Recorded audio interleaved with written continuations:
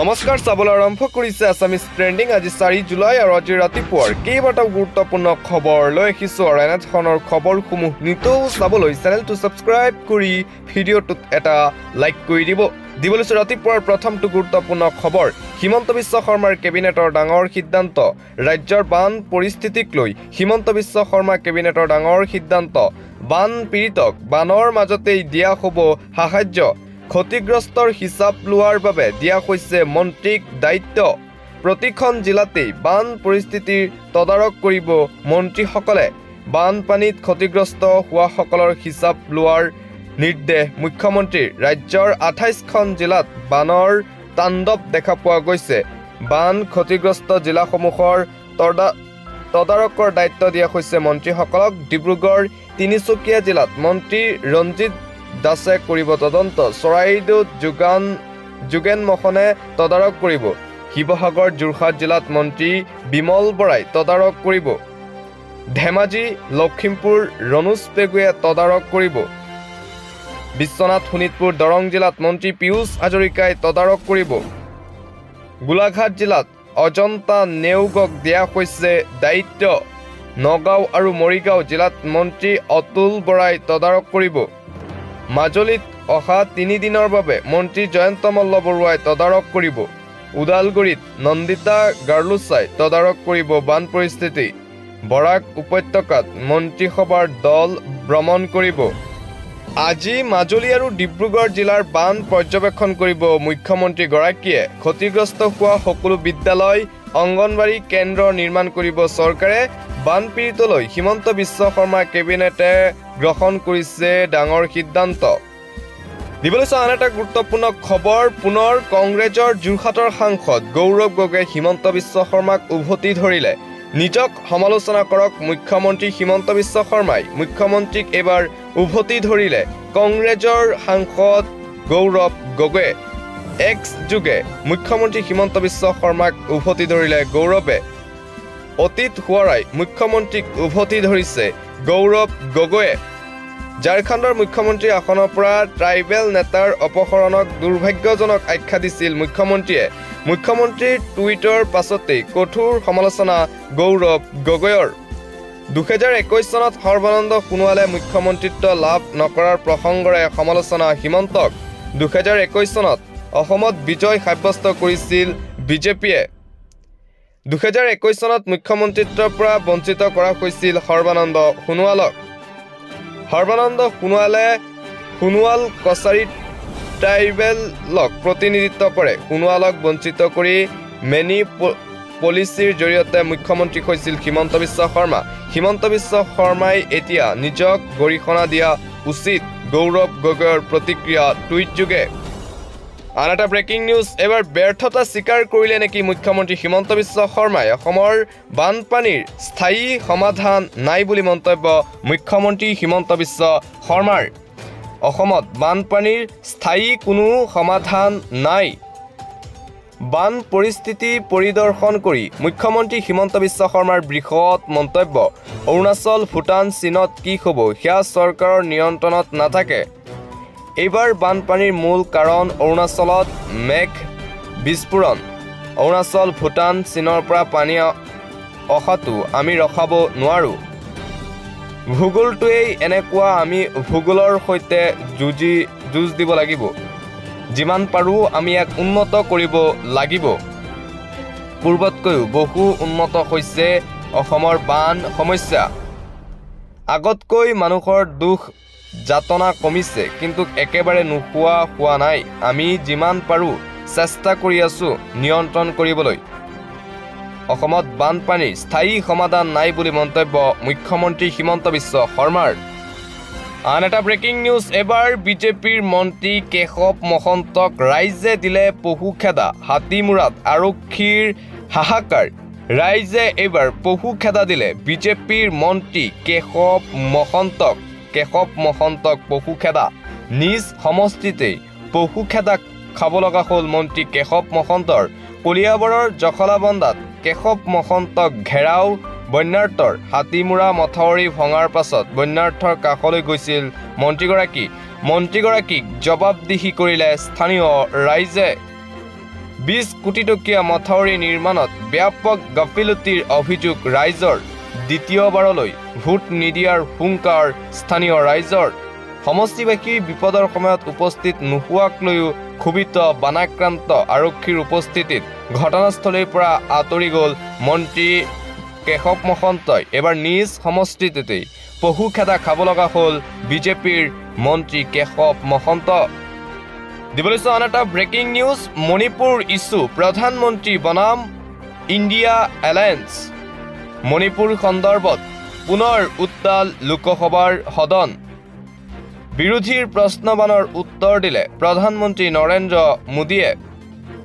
মণিপুৰৰ পৰিস্থিতি নিয়ন্ত্ৰণলৈ আনিবলৈ চৰকাৰে নিৰন্তৰ প্ৰচেষ্টা চলাই আছে মণিপুৰক লৈ 11,000ৰো অধিক গোচৰ তৰা হৈছে মণিপুৰত হিংসা কমিবলৈ ধৰিছে শান্তিৰ দিশে আগবাঢ়িছে মণিপুৰৰ সৈতে নিৰন্তৰ সংযোগ চলি আছে কেন্দ্ৰীয় চৰকাৰৰ ৰাজনীতিৰ ঊৰ্ধত থাকি সকলোৱে মিলি মণিপুৰক লৈ চিন্তা কৰিব লাগে মণিপুৰৰ জয়ত ঘিউ ডলা লোকক এদিন মণিপুৰে নাকচ কৰিব কংগ্ৰেছৰ দিনত মণিপুৰত 10 বাৰকৈ ৰাষ্ট্ৰপতি শাসন প্ৰণয়ন কৰা হৈছিল এখন সৰু ৰাজ্যতে কংগ্ৰেছৰ দিনত 10 বাৰ ৰাষ্ট্ৰপতি শাসন দিয়া হৈছিল ৰাজনৈতিক লাভালাভৰ বাবে মণিপুৰক জ্বলি থাকিবলৈ দিয়া হৈছিল একাংশই মণিপুৰক লৈ প্ৰধানমন্ত্ৰীৰ ভাষণৰ পিছতে গৌৰৱ গগৈৰ তীব্ৰ সমালোচনা সদনত মণিপুৰৰ সাংসদৰ বক্তব্যৰ বাবে মাত্ৰ 2 মিনিট বিচাৰিছিল বিৰোধীয়ে 2 মিনিট সময়ও দিয়া নহল মণিপুৰৰ সাংসদসকলক মণিপুৰক লৈ প্ৰধানমন্ত্ৰীয়ে কৰা ভাষণে ৰাজনীতিক নিম্ন স্তৰলৈ লৈ গ'ল মণিপুৰক লৈ মণিপুৰৰ সাংসদৰ বক্তব্য শুনাও ধৈৰ্য নাই প্ৰধানমন্ত্ৰীৰ মণিপুৰ সন্দৰ্ভত এইদৰে উত্তাল হ'ল লোকসভাৰ সদন পৰৱৰ্তী খবৰ ঝাৰখণ্ডত পুনৰ ৰাজনৈতিক পথ পৰিৱৰ্তন ঝাৰখণ্ডৰ ৰাজনীতিত ব্যাপক হাল সলনি দেখা পোৱা গৈছে কিয়নো পুনৰ ঝাৰখণ্ডৰ মুখ্যমন্ত্ৰী হ'ব হেমন্ত সোৰেন পদত্যাগ কৰিলে মুখ্যমন্ত্ৰী চম্পাই সোৰেনে পদত্যাগ পত্ৰ প্ৰেৰণ ৰাজ্যপালক অৰ্পণ কৰিলে পদত্যাগ পত্ৰ শীঘ্ৰেই শপত ল'ব হেমন্ত সোৰেনে পুনৰ হ'ব মুখ্যমন্ত্ৰী ঝাৰখণ্ডৰ হেমন্ত সোৰেনক গ্ৰেপ্তাৰৰ পাছতেই মুখ্যমন্ত্ৰীৰ দায়িত্ব লৈছিল চম্পাই সোৰেনে হেমন্ত সোৰেনে জামিন লাভ কৰি মুক্তি লাভ কৰিলে 28 জুনত ইয়াৰ পাছতেই চম্পাই সোৰেনে আসনখন এৰি দিলে হেমন্ত সোৰেনক ঝাৰখণ্ডৰ ৰাজনীতিত ব্যাপক হাল সলনি দেখা পোৱা গৈছে কিয়নো পুনৰ মুখ্যমন্ত্ৰী হ'ব হেমন্ত সোৰেন 28 জুনত মুক্তি লাভ কৰিছিল প্ৰাক্তন মুখ্যমন্ত্ৰীগৰাকীয়ে দিবলৈছো ৰাজ্যৰ বান পৰিস্থিতিক লৈ এটা গুৰুত্বপূৰ্ণ খবৰ 21টা এলাৰ্ট জাৰি বানৰ ৰাজ্যত অব্যাহত বানৰ বিভীষিকা এই পৰ্যন্ত প্ৰলয়নকাৰী বানত 38 জন লোকৰ মৃত্যু হৈছে বুলি জানিব পৰা গৈছে 2208খন গাঁও বানৰ কবলত 28 জিলাৰ 24 ঘণ্টাত অধিক জটিল ৰূপ ধাৰণ কৰিছে বান পৰিস্থিতিয়ে ডিব্ৰুগড় শোণিতপুৰ ডিমৌ চৈখোৱা মাৰ্ঘেৰিটা লাওখোৱা কাজিৰঙা লখিমপুৰ